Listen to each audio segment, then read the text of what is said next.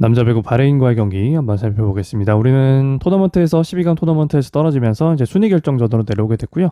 오늘 바레인과 경기를 치르고 이제 이기면 태국을 만나게 되고요. 최종적으로 가장 높이 갈 수 있는 위치는 지금 7위입니다.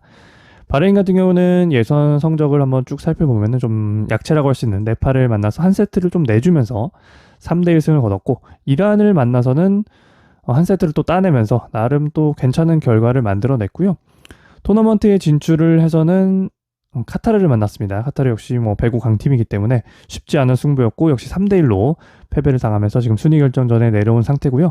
3대1 결과는 뭐 이란과의 경기도 그렇고 그냥 무난한 결과 정도로 보여집니다. 지금 이번 대회 바레인이 그냥 무난한 정도로 하고 있다, 이렇게 볼 수가 있을 것 같고요. 바레인의 로스터를 살펴보면은 지금까지 우리가 상대했던 파키스탄이나 인도와는 조금 다릅니다. 일단은 뭐 80년대생들도 꽤 눈에 보이고요. 90년대 초반생들도 많습니다.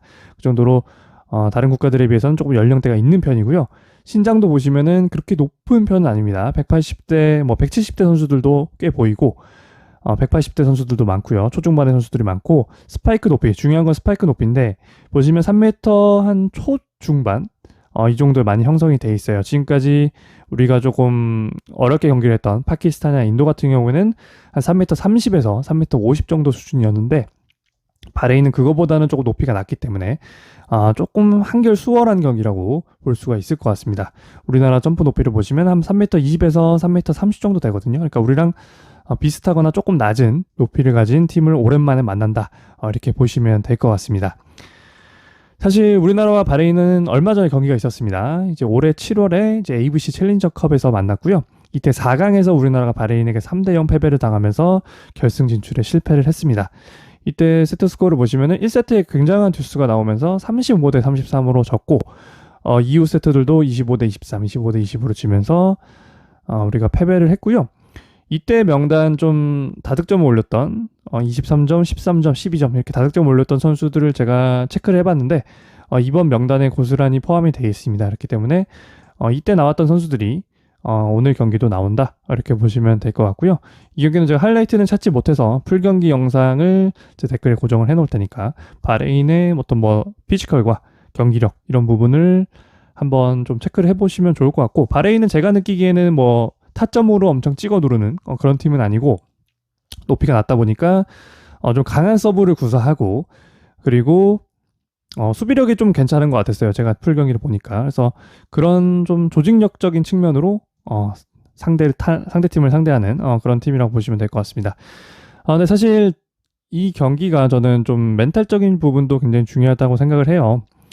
뭐 그냥 지금까지 우리가 만약에 파키스탄과의 경기가 없었고, 그러니까 이게 딱 첫 경기다 이렇게 생각을 하면 저는 충분히 해볼 만한 경기라고 생각을 하는데, 이제 파키스탄에 지고 정강인 선수가 이제 인터뷰를 했습니다. 명백한 실력 차가 있었고 사실 어떤 것이 잘못됐는지 또 모르겠다, 그 정도로 조금 충격이 있다는 얘기가 될 것 같고, 제가 좀 하고 싶은 말들을 정강인 선수가 많이 했던 것 같아요. 상대는 그 전보다 훨씬 더 발전해 있었는데 우리는 그런 모습을 못 보였다, 이게 핵심인 것 같고요.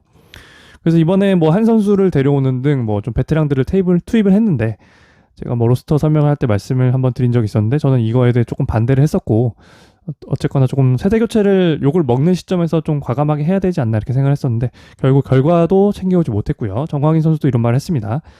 이런 대회 때 나를 불러주는 것도 감사하지만 그만큼 아직 선수가 없다고 느끼기도 했다.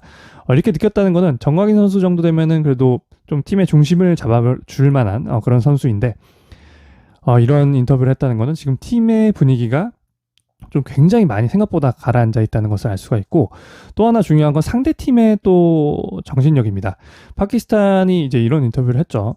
한국 상대를 승리를 한 건 이제 놀라운 결과는 아니다, 그냥 어느 정도 예상을 했던 경기 결과였다, 이렇게 인터뷰를 했습니다. 그 정도로 상대팀이 느끼는 우리나라 충분히 해볼 만하다고 경기를 좀 생각을 하기 때문에 자신감을 갖고 나오고, 그게 우리에게는 상당히 좀 압박이 되는 거죠. 바레인 역시 사실 우리와의 경기가 있었고 얼마 전에 이긴 경험이 있기 때문에 오늘 경기 굉장히 좀 자신감 있게 나온다는 측면에서 굉장히 우리가 좀 힘든 경기를 할 가능성이 높다고 생각합니다. 그래서 이 경기는 사실 제가 아직 결론을 내리질 못했어요. 저도 분석을 하다 보면은 조금 일찍 경기 결과가 예측되는 경기가 있고 좀 고민을 많이 해야 되는 그런 경기들이 있는데, 이 경기는 배팅을 할 때 좀 그런 경기 유형에 속하는 것 같습니다. 그래서 아직까지 결론을 내리지 못했고요.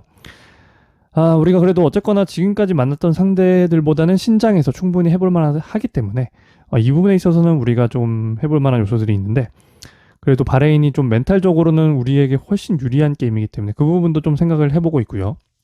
그래서 지금 당장 생각으로는 일단 오바 쪽으로 생각을 하고 있는데, 이거는 사실 바뀔 수도 있을 것 같습니다. 그래서 제가 말씀드렸던 이런 내용들을 바탕으로 잘 판단을 해주시면 좋을 것 같습니다. 저도 뭐 분석을 하고 배팅을 하는 사람으로서 좀 솔직하게 이렇게 그냥 말씀을 드리는 거고요. 어쨌거나 좀 좋은 선택을 하시길 바라겠습니다. 감사합니다.